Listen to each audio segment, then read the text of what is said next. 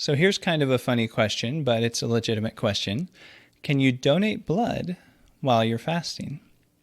Well, the short answer is yes. It's okay to, for most people at least, it's okay to donate blood while you're fasting. And I've actually done it several times.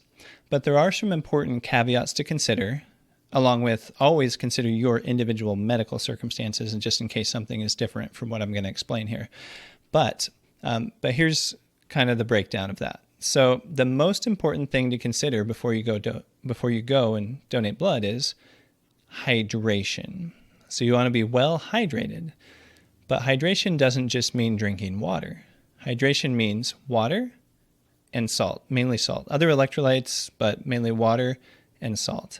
And as an example of why that is, let's imagine that you have a bunch of diarrhea because you get sick or whatever, and then you get dehydrated and you go to the hospital.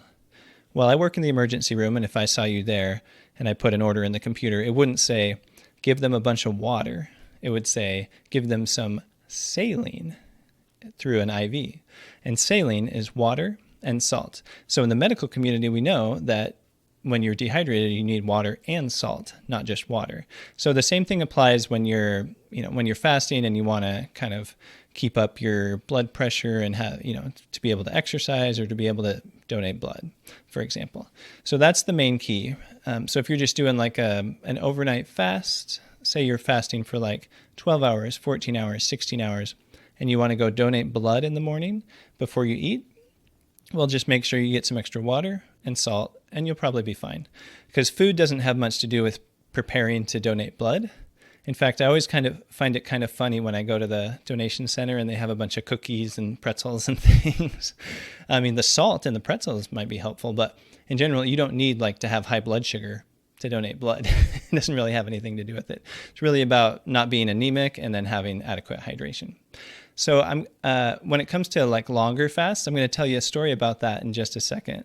But first, if you're getting any value out of this video at all, please hit the like button so you can see more in the future and so other people can see it. And also hit the subscribe button so I can answer more of your fasting questions in the future, because I'm going to be doing a lot of that. All right, so one time I was fasting for quite a while. I did an extended fast, 10 days long. So this is the longest one that I've done. And I arranged to donate blood. I was feeling pretty good throughout that fast for the most part. And I was taking in plenty of water and salt, staying hydrated. And I arranged to donate blood on the last day of that fast. It was a little crazy, but sometimes I do crazy stuff, so whatever. So I went and I did it. And it was actually not just a regular donation. It was a double packed red blood cell, packed RBC donation. So it's twice as many of the regular red blood cells. So I went.